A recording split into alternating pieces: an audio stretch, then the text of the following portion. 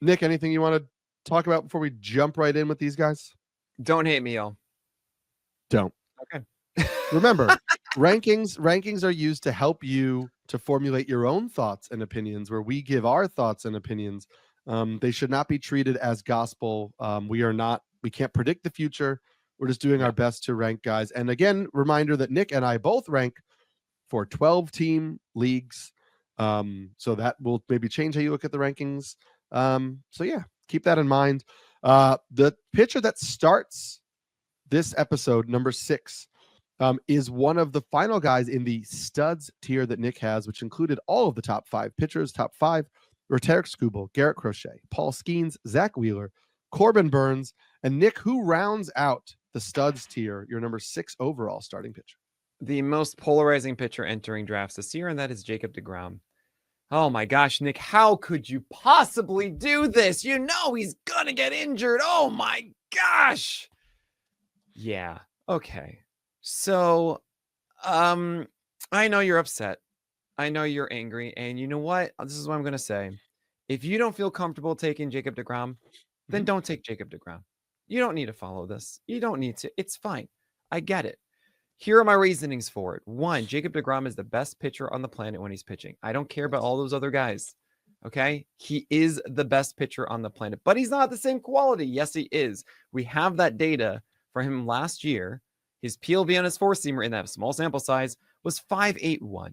He has the same height adjusted VA, the same extension, the same vert, the same horizontal break on that fastball. It's the same guy.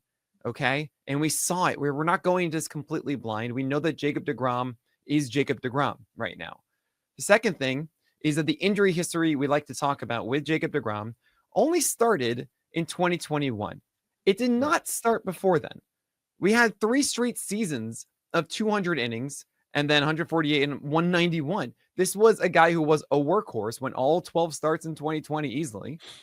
And then he had problems 21, 22, 23, 24, right? Well, 24 was him healing from Tommy John. 23 was the same Tommy John. So 21 and 22. And there was a precursor to Tommy John in there. I believe there was one other issue. That is Jacob deGrom.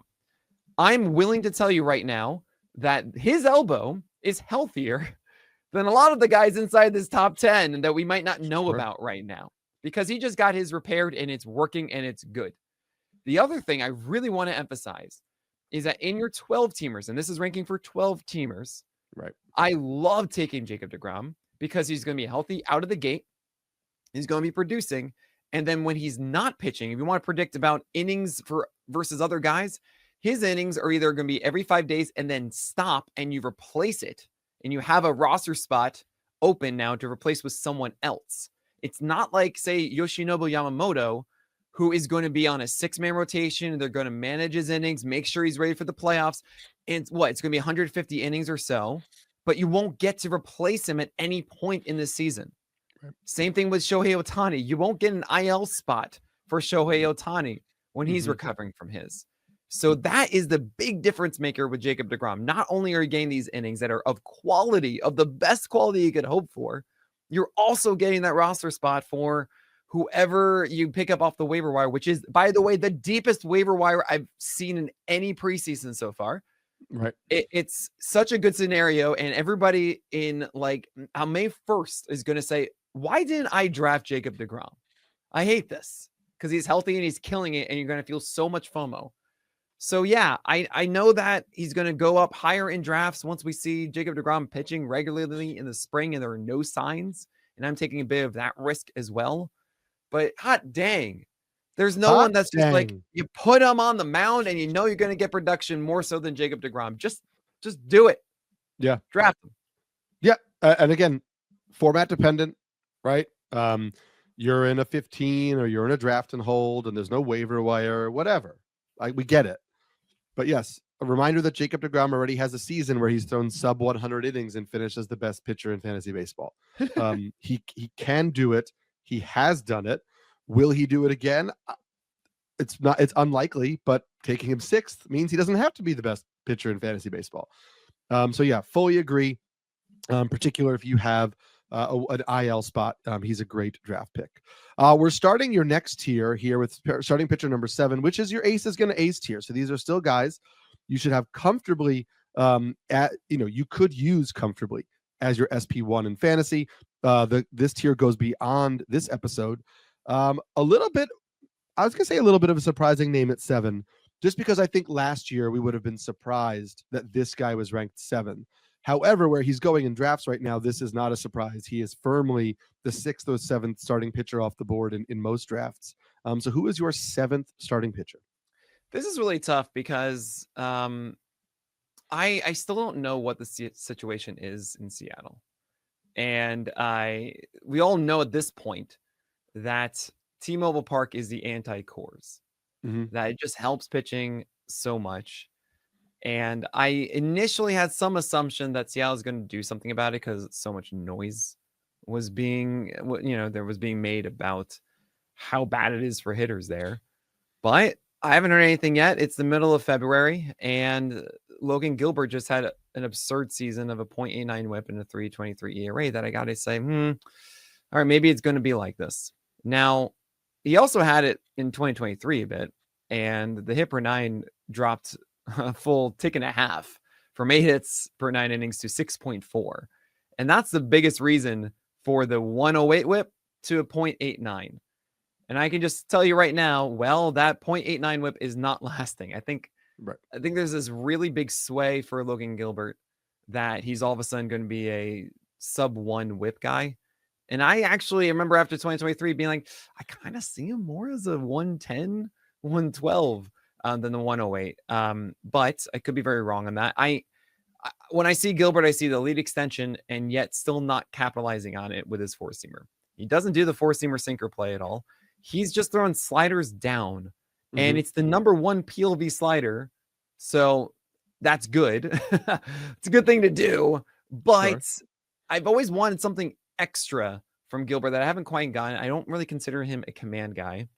The reason I have him here, though, is because he has been a workhorse, 185, 190, 109 innings.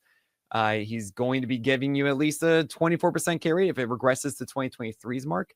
But I imagine his slider emphasis suggests, hey, look, that's going to stick around, and hopefully I can figure out the fastball a little bit better. Hopefully I can figure out maybe a sinker in there to get some quicker outs to keep the hit per 9 down. The way I see it is that Gilbert shouldn't be far worse than last year. It just might normalize a little bit. And that's pretty cool. So really the SP landscape, as I stared at this for so long this morning, was like, I don't love anyone definitively inside like the top 20. After that initial tier of just studs, I'm looking at this going, do I really want to do this one? I guess, but like, but that. And that's why we wait. Just sat there. And I was like, yeah, I guess I have to put Gilbert at 7 after all of this. I did as well. I had Gilbert at 10. He has slowly moved up. He is also my 7th for basically the same reasons you said, in terms of just like, I don't know how many shares I'm going to be getting, because I would be happy. He's going off the board 6th or 7th. And so I'd be happy to wait and get like my 13th ranked starter or 14th ranked starter, who I don't think is that much different. I will say it's mid-February. We haven't heard anything about them changing the batter's eye in T-Mobile Park. They also have not changed the construction of that roster at all. They added essentially no big-time hitters. So I don't understand why they would make a change to weaken the best part of their team, which is their starting rotation, at the expense of an offense that they did nothing to improve in the offseason. So my money is on the batter's eye remaining the same in Seattle, at least for this season. And then if they're not competing, over the summer, they may decide, okay, we actually need to make a shift to make this a more offensive friendly environment. And then we could see that. You have a little bit of a riser here. Your number 8 starter, only because there were pitchers after him that were ranked higher, not because this guy is necessarily shooting up your boards. But number 8 now is Cole Ragans. Talk to me about the slight bump. I think you moved him up maybe like 2 or 3 spots since the last time we were talking. So really, it's because I had to be a little bit lower down on Michael King. Mm. And when we talked in November, I think I was higher on George Kirby. I also had the injured guys, like Otani and McClanahan over here, and then news changed since then. And I could make a case for someone like Tyler Glasnow over here, and I might actually do that. I might even have Glasnow at 7 inside the studs tier as well. I think there's a lot more concern about Glasnow's 6-man rotation and just what the Dodgers are going to do to manipulate him to be healthy for the postseason this time around. Mm-hmm. That to me is like, okay. And also, if does he get delayed? Does the elbow stuff come back in the spring and then it's an unknown deadline or timeline? And that kind of risk is just the most frustrating thing in the world. If you drafted Brian Wu or Gavin Williams last year, you'll be very familiar with that, where it's supposed to be 1 week or 2, and then it turns into 4, and then you just don't know what you're supposed to plan for. Right. So that's why you don't have Tyler Glasnow there. I might have him higher, but at the end of the day, Cole Ragans is still dope and makes us feel dope. And looking at it from last year, I mean, I've obviously talked a ton about him in the past, but he has a 4-seamer and changeup that are amazing against right-handers. He did have his velocity drop a little bit as the year went on. I think that was just normal fatigue that you do see with guys going their first full year. He's described it as his lower half mechanics being a little off. I think that might be just fatigue in the lower half then. It comes in different ways. The biggest change is the slider. The slider needs to be back to what we saw in 2023 for me to be really excited. In 2023, that slider was a 72% strike rate overall, and it dropped to just a 57% in the past season. It wasn't as consistent to lefties. It was a sub 60% strike rate to lefties, which is the reason why he got it in the first place. And then against righties, he wasn't as good as he used to be at getting that low in the back foot slider. While the cutter, I think, actually is a really promising pitch and just isn't utilized exactly right. While we have this curveball, that 54% strike rate just can't be what its life is. It's a very obvious one. It's a big hook, and it falls in the zone for a 26% called strike rate, but it really shouldn't be the strike pitch that he's looking for. I think he gets himself into worse counts a lot because of it. It's just not what we want that to be. Now, the 4-seamer from Ragans, he's not an extension guy, but he does get elite horizontal movement on it, which is pretty dang cool. And that means that he can jam lefties a little bit more than he is with his 4-seamer. It means he can surprise front door and then play with that with the cutter against right-handers. And the changeup is elite still. So at the end of the day, I think this is a guy who has a great foundation of a 4-seamer changeup and has all the showcase of elite number 3, number 4 pitches in his cutter and his slider. I think it's something that just with more time, he continues to progress with it. He's even come out and said, like, yeah, I'm going to be throwing more strikes this year. He had a 9% walk rate last year. I think he did try to nibble a little bit too much with the secondaries last year. Not necessarily the changeup and the 4-seamer, but just the slider and the cutter, trying to be a little too precise with it, and at times then just way too in the middle. So, which in his defense, Paul Skeens said the same thing, that both Ragans and Skeens have openly said this offseason that they know they need to be more in the zone early in the count, that that some of the best pitchers attack the strike zone more effectively, and they need to do that. I'm glad you mentioned Ragans next to King, because I want to hear why you're lower on King than you were before, because I have Michael King at 8 and Cole Ragans at 9. So I have them flipped from what you do. I know. I'm sure I convinced you the other way before too, which is so funny. Well, in our earlier episodes, I was like, everything about Michael King makes me think I should put him in the top 10, but it's Michael King. We've seen this 1 year. Like, how can I put him inside the top 10? We talked about it on the November show. We talked about it a little bit, more over the winter. And I was like, you know what? Yes. Like everything about this feels like a guy who's going to throw 180 innings on a team that, even though they're like selling off parts, will still be a pretty good team. It's not like the Padres are going to become bad. They might not be a World Series contender, but they should still be pretty good. And yeah, I'm a fan of what Michael King did last year with the Padres. I think the arsenal really checks out to be a starter. I know he had a rough start to the year, but then like settled in and was pretty dominant. And so I feel pretty confident in what he's able to do. I don't think anything looked fluky. And I don't think that anything looks fluky with Ragans either. So I guess I don't know. It's really kind of a coin flip for me between those two. I would say that with King and Ragans' 1-2 punch of four-seamer changeup is better than King's 1-2 punch of sinker changeup. With King, he does have a sweeper as well against right-handers. I think both of them handle right-handers absurdly well. The thing is about left-handers, King really just has the changeup, and he utilizes the four-seamer too much. It's a bad four-seamer. It's one that he uses as a surprise pitch against righties. That's fine, but then he actually uses it more than the sinker against left-handers. And King's four-seamer gets hit a ton. You can't really throw the sweeper that often and effectively either. And there's not much of a solution at the moment for King to really attack guys. The changeup is elite and it's great. 36% usage last year, but it still needs a little bit more support. And that's really the showcase. You can even see it in his performances. It's a 31% K rate, I believe, against right-handers and like a 24 against lefties. Like the walks all came against the lefties, 10% walk rate. And then overall it's an 8% walk rate, right?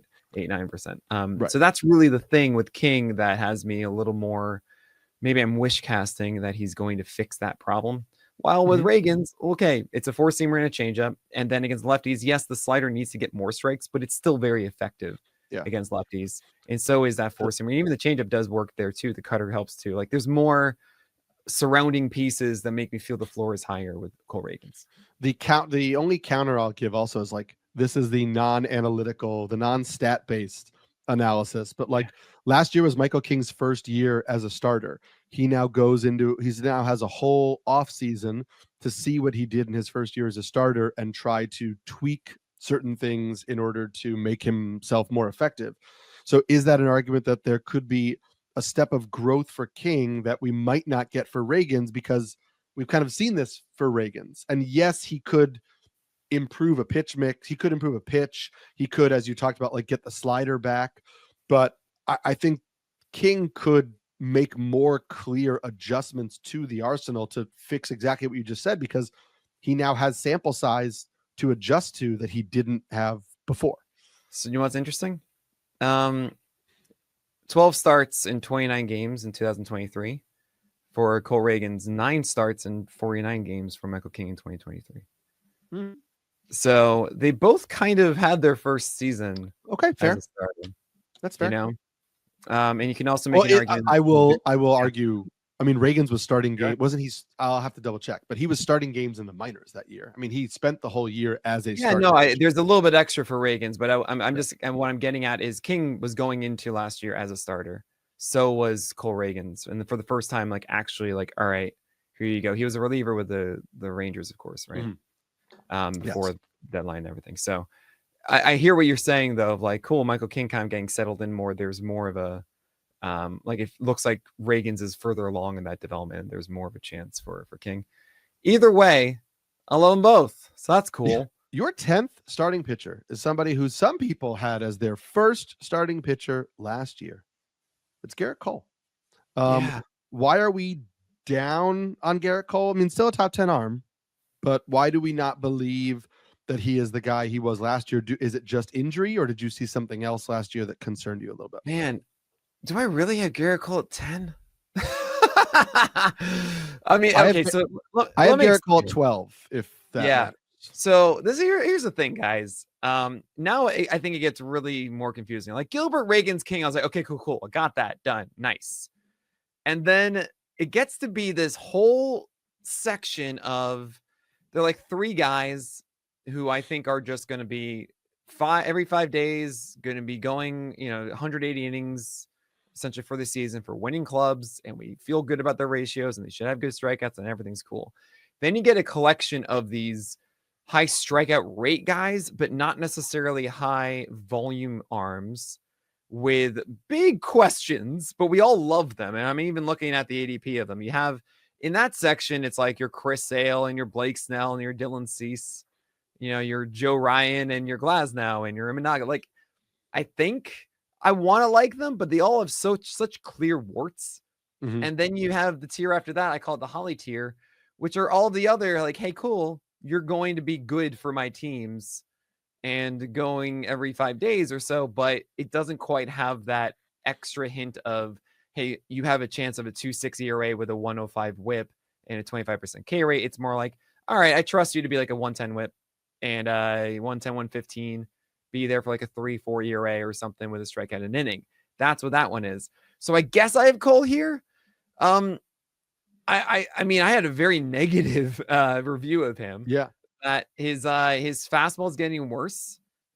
His slider was struggling a lot last year, and it turned into the curveball game a bit more so than the slider.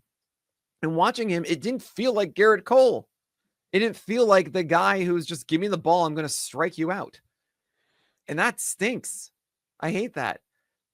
And those who are worried about his about his elbow, saying he's already injured, he's not. There was no tear in his elbow, in his UCL. There was none. It was inflammation. It was swelling. And talking to Stephen Lyman about this made me feel much better about him, saying, look, it's swelling. It's not, that happens all the time. You can go through it, but if you just give it proper rest, you're okay. And guess what? He came back and made all 17 starts, right? Okay. I wouldn't really worry about him being re-injured, and I thought I would be at first, and I'm not. So Gerrit Cole should be a very productive pitcher this year. 3.41 ERA, 113 WHIP. I'm not excited, but at the end of the day, I'm like, yeah, you should still be very good and productive. I would hope that the slider does return to form in some way. The break on it is a little different, and he brought it back during the year a bit. It's strange. I hope the slider is there in full. He needs it. The four-seamer isn't missing as many bats as he used to with sticky stuff, but still is a very effective pitch. Yes. It did lower its ICR overall last year. The cutter has been a good addition. He seems just like a good packaged pitcher of like, yeah, you're going to get a lot of wins for me. You're going to get more than a strikeout an inning. You're going to have a low whip still. Like, Gerrit Cole's still very good, so I have him here at this moment. I might not in a week. I might get convinced to put Tyler Glasnow up here, or I don't know. You guys can't convince me to put Blake Snell here. I can't do it. I just can't do it. All right. Chris Sale is, I know I've been talking about injury stuff, but like that was a ridiculous season of his absolute peak that I don't think anyone could have ever predicted. Not even Eric Samolsky, and he was high on him. Yeah. And he is hurt now. And like, I mean, fine, maybe he's healthy now, but we can't. Yeah. So for me, the Cole thing just comes down to, as you pointed out, like the fastball is not as good as it was historically, which is not a shock for a pitcher who's getting older and needs to reinvent himself. We saw Scherzer have to do this, right, as a power pitcher who had to deepen the arsenal and learn how to kind of mix and match and attack. And that's not saying Cole can't do that, and that's not saying Cole can't be effective doing that. What it's saying is the overpowering version of Gerrit Cole might not come back again. The guy who was like one of the top 5 starting pitchers for fantasy, locked and loaded every year, that outcome may not be there. You're still going to get a really good starting pitcher on a good team, but he's just going to be a different kind of pitcher.